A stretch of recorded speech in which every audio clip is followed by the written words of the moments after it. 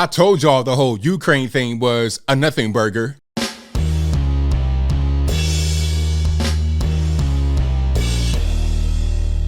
How's everybody doing? My name is Anthony Brian Logan, and today we got to talk about the disastrous call between President Joe Biden and the president of Ukraine. Now, there's been a whole lot of fear-mongering all over the television about the potential Russian invasion of Ukraine. But the whole time I'm like, okay, what's the big deal? They already took Crimea. Speaking about Russia, Crimea was part of Ukraine. They took that and quote unquote occupied that. And before they took it, it was pretty much already ethnic Russian majority anyway. So what are we really talking about? Okay, they've been in Ukraine. They took parts of Ukraine many years ago. So what's the big deal now? Why all of a sudden are we talking about Russia potentially invading Ukraine? Is there a political reason? Is it a distraction? I'm not really sure. We'll talk about that in a minute. But the Biden administration and Joe Biden himself seem to believe that Russia are going to invade. They're going to, quote unquote, sack Ukraine, all types of stuff. And the president of Ukraine is saying, no, that's not what's happening. I know better. Matter of fact, before I go any further, let's roll the clip. In this clip, you're going to see the president of Ukraine talking about this whole situation. After we get done watching that, I'll come back. I'll talk about what he said there. Then I'll give you the rest of my 2 cents and my deep detailed analysis. And then I'll wrap it on up with a nice bow on top. So without further ado, let's go ahead and roll it. So activities, some questions, and we are grateful to the United States for their ongoing support to our sovereignty and territorial integrity. But I'm the president of Ukraine. I'm based here, and I think I know the details deeper than any other president. The question is not about the US president, because, well, we do understand what the risks are and which of those risks are priority risks. And we've discussed lots of questions. I would like to explain this a little bit. It's important that the president should know the situation from me, not from the intermediaries. He knows the situation from me personally, and we're talking to each other. We'll have another conversation in a couple of weeks as well. But it's important not only for our intelligence community and secret services to exchange information. People need to be here and understand all the details. It was at that time, at the peak time in early 2021, it was very intense. But such informational attitude towards Ukraine, and it's a question not only to you but to the world. There was no such coverage at that time of Ukraine, and we've talked to the president. We've talked about this. We think that there has to be a balanced approach. I'm not saying that he's influencing American media. They're independent, but the media policy there has to be well balanced. If they want to know what the situation is, that they can come to Kyiv. Do we have tanks on the street? No, but the feeling is, if you're not here, the feeling is when you listen to them in Germany, in France and Lithuania, I'm talking to the president of Lithuania and other leaders, the image that mass media creates is that we have troops on the roads, we have mobilization, people are leaving from places. That's not the case. We don't need this panic. That's a very important moment. I'm not saying that escalation is excluded. We have been talking about this for 8 years now. It has happened already. The escalation did already happen. All right, so you saw that, you heard that. Now, I don't really understand where all this news about Ukraine is coming from. You heard it straight from the president himself. If the president of Ukraine was concerned about Russian aggression and all types of stuff, wouldn't the tone be a little bit different? Why would he go against Biden publicly on TV like that if what Biden was saying is real? What's really going on? Matter of fact, let's look a little bit deeper into what Joe Biden said, because there was a phone call between the two of them. Let's look into what was said. And this is like I guess you say a 2-part tweet. Well, it was one tweet, but it's like 2 different images, screenshot text. I'll link to the original if I can find it in the description box. But let's read through it a little bit and we'll see exactly what was said on the call. And it reads, a senior Ukrainian official tells CNN the recent call between President Biden and Zelensky, president of Ukraine, quote, did not go well, with disagreements resurfacing on the, quote, risk levels regarding a possible Russian attack. On the call described by the official as long and frank, he said President Biden told his Ukrainian counterpart that a Russian attack may be imminent According to the official, President Zelensky of Ukraine restated his position that the threat from Russia remains dangerous but ambiguous. But it is not certain, Zelensky said, that the attack will take place. So Russia, they're there, but they've been there. There could be a problem, but as of right now, there's not a problem. And we'll continue. According to the official, President Biden disagreed, insisting that an invasion was now virtually certain once the ground had frozen later in February. The official told CNN, adding that the U.S. president said the Ukrainian capital, Kiev, could be sacked, like I was saying earlier, and that Russian forces may attempt to occupy it. So they're talking about World War II Germany going and taking certain countries. They're talking about it like that. Are they going to go march on the capital and just have women and kids crying and whatnot? But that's very dramatic and not really what's going on. But we'll continue. President Biden, according to the official, told his Ukrainian counterpart that the country would not be getting significantly more military help. There would be no U.S. troops. President Biden is reported to have reiterated no sophisticated weapon systems and no progress on NATO. Now, let's pause right there. Some people said that Ukraine is very important to the United States. Well, not necessarily. Maybe, but not really. Not important like Afghanistan. If Russia too were to invade Afghanistan, now that'd be a whole different problem. That right there is different because you have potential natural gas, oil, the poppy, and a lot of other geopolitical factors involved in Afghanistan. Ukraine, not so much.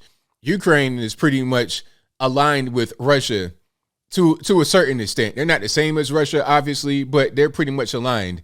They're part of the former Soviet Republic, if I'm not mistaken. A lot of ethnic Russians live right there. It's a border state of Russia. I mean, it's much different than going to Afghanistan. I think Afghanistan might be a border nation as well. I know they border China, but that's a different story. Anyway, invading Ukraine is much different than invading Afghanistan. So the way the media are talking about it is kind of weird. And I think the reason why Russia have a presence militarily in Ukraine is because of its proximity to Russia being a border state, and they don't want them to become part of NATO, because NATO is an organization that was founded to prevent Russian aggression upon the rest of Europe. So it's basically Western Europe and parts of Eastern Europe defending themselves against Russia. So if Ukraine were to become part of NATO, you basically have an aggressor state right on your border. That would not make any sense, but we'll continue. Ukraine should, in the words of President Biden, prepare for impact, according to the officials. So basically, hey man, get ready to get rocked. Get ready to get rocked. We're not going to help you. That's pretty much what he said. But it says the official said that President Biden rejected Ukrainian calls for sanctions to be imposed on Russia ahead of any invasion, saying that the U.S. leader again made clear that sanctions will only be imposed on Moscow after a Russian advance into Ukrainian territory. So I guess they want them to sanction Russia, but they're not going to sanction Russia. They don't really want to get involved in this. The United States don't really want to get involved in this too much at all. They sent some aid and whatnot. I'm not sure what they sent. What was some weapons, some food? I don't know what they sent. Probably some weapons. I don't think Ukraine is like a dirt poor country, but they don't want to get involved in a serious way.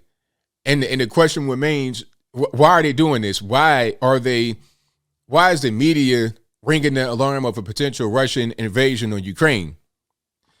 In his response, the official told CNN that President Zelensky urged his American counterpart to, quote, calm down the messaging, warning of the economic impact of panic.